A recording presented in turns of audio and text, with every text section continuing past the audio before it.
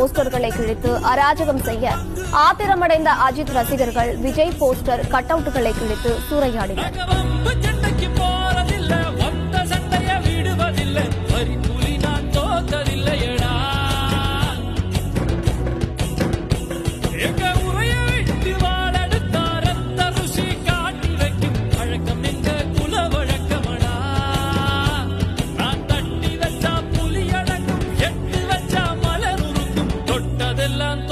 போகுதடா